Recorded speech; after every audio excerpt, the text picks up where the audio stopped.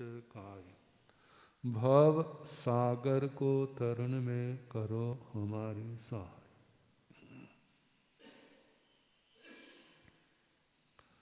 जिन शासन जिन वाणी सदा जयवंत हो। श्रवण संग सदा अविचल मंगल हो।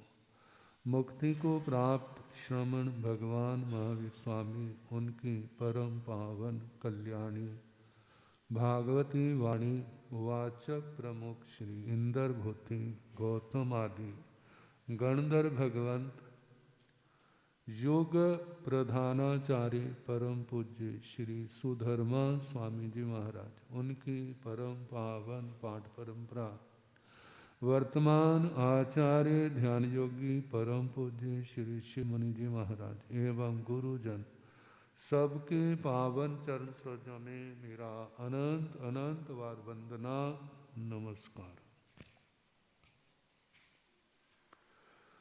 उपस्थित धर्म प्रेमी सज्जनों, माता तथा बहनों, इतने वर्षों से आ रहे हैं, आपको सुना रहे, नया क्या सुनाए, जो है सब पुराना है। और जो सुनाते हैं वो आज से नहीं चला आया, कल से क्या हम 2500 साल से कहें तो क्या उससे पहले नहीं था। 24 तीर्थंकर हुए, सब सुनाते थे, और उससे पहले अनंत 24 हो गई, उन्होंने भी वही सुनाया। 170 क्षेत्र हैं मनुष्य लोक में, वहाँ पर जिन्हीं जिन वाणी सुनाते। क्या कहा जाता है, अपने को जानो, आप कौन है, अपने को पहचानो। जो आज आपकी पहचान है, क्या ये सच में आपकी पहचान है? जो आज आपकी पहचान है, क्या सच में ये आपकी पहचान है? यदि देखा जाए तो ये हमारी पहचान नहीं है। ये सारी की सारी पहचान क्या है? ओपरी है। जानते हो ओपरी? ऊपर से आई हुई है, असली नहीं है। जब ओपरी होती है ना तो उसकी बातें प्रमाणिक नहीं होती, अपनी बात प्रमाणिक होती है। तो देखो आप कौन है, आपका क्या परिचय है? कभी पूछा अपने आप से? पूछो अपने आप से। आप अपना इस लोक का परिचय यदि सामने रखें तो ये परिचय, पहला परिचय नाम। नाम से पहले आप किसी के बच्चे हैं, वो परिचय ना। जो किसका बेटा है, जो उनका बेटा है। किसकी बेटी है, जो उनकी बेटी है। यही परिचय है ना। फिर आगे आता है, इसका नाम क्या है, जे नाम है। अच्छा, उनका बेटा बेटी है, जे तो इस जन्म के देह को लेकर के हुआ, तो आत्मा तो इससे पहले भी थी ना पहले। तो उस समय जो किसका बेटा था, वहां पर भी तो देह था। और देह कहाँ से आया? देवताओं में, नारकियों में तो ऐसे मिल जाता है, और मनुष्यों को, त्रियंचों को, जो गर्भज हैं, उनको ऐसे नहीं मिलता, कर्म के अनुसार मिलता है, वैसे योग बनते हैं। तो उस समय माँ बाप कौन थे, उस समय नाम क्या था, पता भी नहीं है। अगले जन्म में आपसे पूछेंगे तुम्हारा क्या नाम है, तो क्या इस जन्म वाला नाम बताओगे? कौन सा नाम बताओगे? कोई चुन कर रखा होगा, अगले जन्म में मैं ये नाम रखूंगा। ये अच्छा नहीं, इस जन्म का नाम तो अच्छा नहीं है, अगले जन्म में अच्छा सा नाम रखेंगे। वो नाम रखना किसके अधीन होगा? तुम्हारे अधीन होगा या किसी और के अधीन? और वो क्या नाम रखेंगे, कोई पता नहीं। फिर आपका परिचय जहां का कितनी देर तक चलेगा? इस जन्म में बदल जाता है, अगले जन्मों का तो क्या कहना। तो पूछा जाए आप कौन है, जो शास्त्र सुनते हैं, पढ़ते हैं, चिंतन करते हैं, उनकी एक आवाज होगी, मैं केवल एक आत्मा हूं। कौन हूं? मैं केवल आत्मा हूं। कहते जे मेरा नाम जे आरोपित है। ये क्या है? जैसे स्टिकर लगा देते हैं ना, स्टिकर की तरह ही है। स्टिकर दिख जाता आंखों को, लेकिन नाम ऊपर आत्मा के ऊपर लिखा ये तो नहीं दिखता। ये तो माता पिता ने, बड़े लोगों ने, गुरुओं के पास गए, उन्होंने जो दिया वो नाम क्या हो गया? आरोपित। और ये नाम ज्यादा से ज्यादा कितनी देर रहेगा? और ये बदल भी सकता है। मानो नाम उसके सेट नहीं बैठा, बच्चा रोने लग पड़ा या बीमार रहने लग पड़ा, कुछ होने लग पड़ा, किसी और के पास गए, कहते बच्चे का नाम क्या है? कहते नाम रखे, नाम ठीक नहीं है। कहते क्यों ठीक नहीं है? गुरुओं ने रखा हुआ है। कहते गुरुओं ने रखा है लेकिन इसका सेट नहीं बैठा। फिर क्या करें? इसको जे नाम दो, फिर ठीक हो जाएगा। अच्छा, हमें बच्चा ठीक होना चाहिए, नाम बदल देंगे। क्या कर देते फिर? वो स्टिकर बदल जाता है, फिर वो नाम चल पड़ता है। जे बड़ा हो गया तो अखबारों में निकाल देगा, जे नाम हो गया। मेरा नाम अब बदल गया है, अब मेरे को इस नाम से कहना। घर का ठिकाना कितनी देर का है? जब तक हम उसके अंदर निवास करते हैं। जब भाइयों में बंटवारा हो गया, एक का कहीं और, एक दूसरे का कहीं और, तो घर भी क्या हो जाएगा? नगर भी बदल जाते हैं, गांव बदल जाते हैं, शहर बदल जाते हैं, प्रांत बदल जाते हैं, देश बदल जाते हैं, कितना कुछ। फिर अपना क्या? अपना क्या परिचय है? जो शाश्वत है, जो सदा हमारे साथ रहे, केवल आत्मा। आत्मा अब भी है, पूरे जन्म में भी थी, अगले जन्म में भी होगी, अनादि काल से चली आई है और अनंत काल तक चलती रहेगी। और इसके परिचय, कभी क्रोध ज्यादा होता है, कभी मान ज्यादा होता है, कभी माया ज्यादा होती है, कभी लोभ ज्यादा होता है। और जो कषाय ज्यादा होगा उसी के नाम से उसका क्या होगा? छोटे को सामने कह देंगे और बड़े के पीठ पीछे कह देंगे। क्या कहेंगे? जो बड़ा क्रोधी है, नाम पड़ गया ना। जो बड़ा अहंकारी है, जो बड़ा धोखेबाज है, कपटी है, जो बड़ा लोभी है, इसके अंदर राग बहुत है, इसके अंदर द्वेष बहुत है, जो बड़ा कलेशी है, कलेश लड़ाई झगड़ा करता है, जो हिंसक है, जो झूठा है, जो चोर है, जो व्यभिचारी है, जो परिग्रही है, सबका अपनी अपनी कर्म के अनुसार, अपनी अपनी क्रियाओं के अनुसार उनके दुनिया, वो नाम भी अपना नाम रखे। दुनिया वाले क्या कर देते हैं? सारे नाम अपने थोड़े होते हैं, दूसरों ने भी तो रखे होते हैं ना। जैसा देखते हैं उसके अनुसार क्या कर देते हैं। लेकिन वो भी नाम कितनी देर रहता है? जब तक बुराई है, तो जब तक बुराई रहेगी तो वो क्या होगा? नाम उसके साथ लगा रहेगा। और मानो बुराई चली गई है, उसके स्थान पर अच्छाई आ गई है, तो उसका नाम क्या हो जाएगा? बदल जाएगा। अब बताओ आपका परिचय क्या है? हम क्या है? ये तो कहने के लिए आत्मा है। अच्छा, हमारे साथ क्या आया था? जब हम इस दुनिया से जाएंगे तो हमारे साथ क्या जाएगा? क्या आया था साथ में? क्या साथ जाएगा? अभी तक खाली तो थे नहीं, बहुत कुछ लेके आए थे, बहुत कुछ लेके जाना है। क्या लेके जाना है? जो दिखता है जो नहीं लेके जाएंगे। जो दिखता है वह लेके नहीं आए थे। हाँ, इनकी जड़ें जरूर लेके आए थे। वो जड़ें क्या है? पुण्य और पाप की। किसी का पुण्य और किसी का पाप, जो जन्म जन्म से आत्मा के साथ चला आ रहा है। बाकी तो सब कुछ जहां से आए वहीं पर रह गया। घर वहां रह गया, परिवार वहां पर रह गया, धन दौलत वहां रह गई, दुकान जमीन जायदाद सब कुछ वहां पर रह गया। और अपने साथ क्या आया?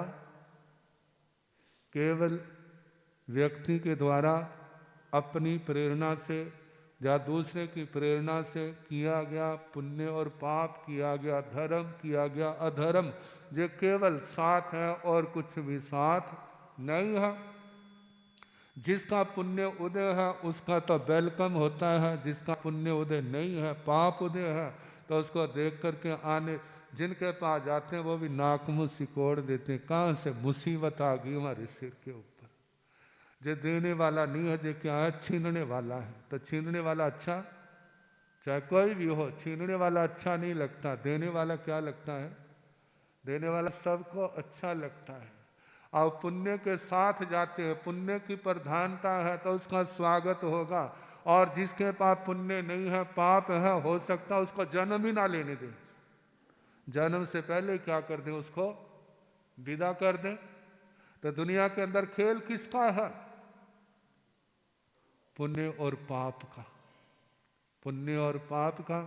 पुण्य आता है व्यक्ति ऊपर चढ़ता है, पुण्य जाता है, पाप आता है, व्यक्ति नीचे गिरता है। अब ये किसके अधीन है, पुण्य और पाप करना किसके अधीन है? हम कह देते हैं जो हमारे हाथ में। किसके हाथ में है? फिर सारे क्यों नहीं करते, अच्छा क्यों नहीं करते, बुरा क्यों करते हैं? कहा सब हमारे हाथ में नहीं, सब हमारे हाथ में नहीं है। किसके हाथ में है? दूसरे लोगों ने तो कह दिया परमात्मा के हाथ में, जो वो कहेगा, वो चाहेगा वो होगा, वो नहीं चाहेगा वो नहीं होगा। लेकिन ये सोच जैन धर्म की नहीं है, जैन दर्शन की ये सोच नहीं है।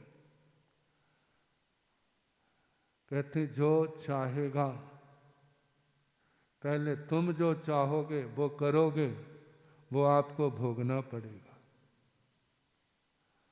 आप क्या चाहोगे, ये चाहना भी आपके बस की बात नहीं है। आप चाहे अच्छा करना चाहो, आज मैंने गुस्सा नहीं करना, लेकिन परिस्थितियां ऐसी आ जाएंगी और आपको क्या कर देंगी, पागल बना देंगी। उस समय आपकी चाहना कहाँ गई? आप सोचते मैं विनम्र रहूंगा, सबसे हाथ जोड़ के मिलूंगा, लेकिन जब परिस्थितियां ऐसी आ जाएंगी आप बिल्कुल बदल जाओगे। ये किसने बदला? इनको बदलने वाला कौन है? पहले तो ज्ञान के अंदर रोशनी आती नहीं है, आती है तो एकदम लहर ऐसी आती है, सारी की सारी क्या हो जाती है, मिट्टी में दब जाती। जे है हमारे पूर्व जन्म के पाप कर्म, जे हमारे पूर्व जन्म के किए हुए शुभ अशुभ कर्म।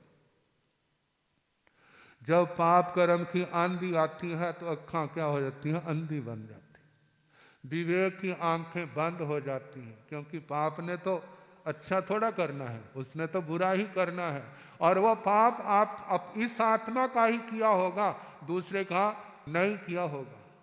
अब जब पाप उदय में आता है, अब वो कहता है जे पाप कर, जे काम तेरे को करना होगा। और उस समय आत्मा के अंदर विवेक ज्ञान की ज्योति है और उसके अंदर कुछ ताकत है, आत्म बल है। कहते नहीं करूंगा, ये मेरे को नहीं करना।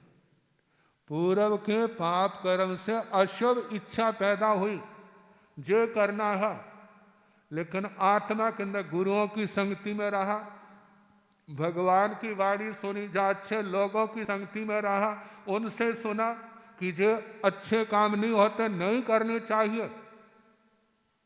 अब वो सोचेगा आत्म बल ज्यादा है, मैं मर जाऊंगा, लेकिन ये काम नहीं करूंगा।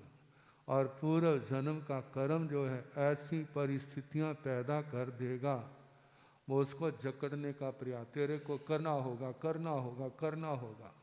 जब तक उसका जोर है, जब तक उसका प्रेशर है, उसको टिकने नहीं देगा। यदि आत्म बल ज्यादा है, इकट्ठा किया है, धर्म आराधना के द्वारा तो डटा रहेगा, और यदि वो नहीं है तो उस पानी की लहरों में, पानी की बहाव में वो क्या हो जाएगा, वह जाएगा।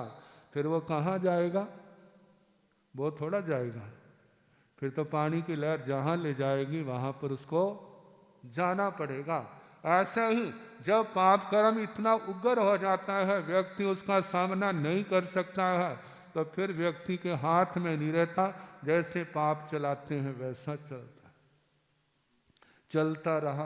किसी जन्म में कोई अच्छा कर्म किया था, पाप की तपस्या की थी, गुरुओं की सेवा की थी, अच्छे लोगों का संग किया था, धर्म की भावना अभाई थी, जो उस समय किया था वो फिर आ गया सामने। कौन आ गया? धर्म किया हुआ धर्म, उसका प्रभाव सामने आ गया और पाप कर्म क्या हो गया? हल्का पड़ गया। जब पाप हल्का पड़ा और उधर से कोई धर्म गुरु आ गए, जा कोई अच्छी आत्मा का योग मिल गया, उसने कहा अरे क्या कर रहा है? ऐसा करना आपको शोभा नहीं देता, इससे आपका भविष्य विकृत होगा, बिगड़ेगा, तुम्हें दुर्गतियों का सामना करना पड़ेगा। आज तेरे मनुष्य जन्म है, तू अच्छा कर सकता है, ये गलत काम ना कर, इस शक्ति का सदुपयोग कर, दुरुपयोग ना कर। और वो समय अच्छा होने के कारण जो उसने पूरे में धर्म किया था, उसके कारण से अच्छे संस्कार जागृत हो गए और उनके कारण से उसकी बात उसके दिमाग में बैठ गई और वो क्या हो गया? बदल गया और उसकी दिशा बदल गई, अब धर्म के रास्ते पर चल पड़ा। जो कितनी देर तक होगा? जब तक पूर्व जन्म की तैयारी क्या होगी उसकी, वो उसका प्रभाव रहेगा। जैसे देखते हैं ना, सारा मकान अंदर से जगमगा रहा है लेकिन चारों ओर दीवारें, प्रकाश बाहर नहीं जा रहा, लेकिन बीच में खिड़की आ गई। खिड़की यदि लकड़ की है और उसके अंदर उसके अंदर वो पर्दे लगाए हुए हैं, फिर तो प्रकाश बाहर नहीं जाएगा। यदि पर्दा नहीं है, शीशा है, तो क्या होगा? उसके माध्यम से प्रकाश बाहर क्रॉस कर जाएगा। जब बाहर आने वाला व्यक्ति उस प्रकाश के पास से निकलेगा तो उसको सब कुछ रास्ता दिखेगा, बड़े आराम से निकल जाएगा। ऐसा ही जो किया हुआ धर्म है वो हमारे लिए ऐसे प्रकाश वाला रास्ता खोलता है, जिसको हमारे कहा जाता है क्षोभक्षम का जागृत होना। जब वो क्षोभक्षम जागृत होता है, बुद्धि सेट हो जाती है, दिमाग ठीक काम करने लग जाता है और उस समय अच्छी बातें सोचती हैं, बुरी नहीं सोचती। एक दशा ये होती है और एक ऐसा होता है आगे धर्म करने की क्षमता होती है। मन में आता है मैं महाव्रत लूँ, मैं अनुव्रत लूँ, मैं शिक्षा व्रत लूँ, मैं तपस्या करूँ, मैं नियम व्रत करूँ, मैं शास्त्र स्वाध्याय करूँ, मैं अच्छे लोगों की सेवा करूँ, मैं धर्म कार्य करूँ। ऐसे मन के अंदर विचार आएंगे, एक विचार आएंगे और दूसरा उनको करने का भी प्रयास करेगा और उसमें सफल हो जाएगा। इससे क्या होगा? उसके पाप कर्म हल्के होने लग जाएंगे, नए पाप कर्म क्या हो जाएंगे?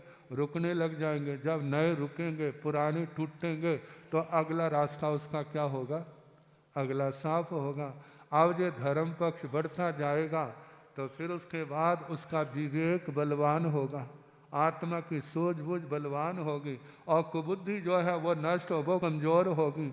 पहले अवछट कोशिश करेगी मैं चलूं, लेकिन अपने विवेक के द्वारा, अपने उपशम भाव के द्वारा उन विकारों को क्या कर देगा? खत्म कर देगा, सुला देगा। ना, हमने ऐसा नहीं करना।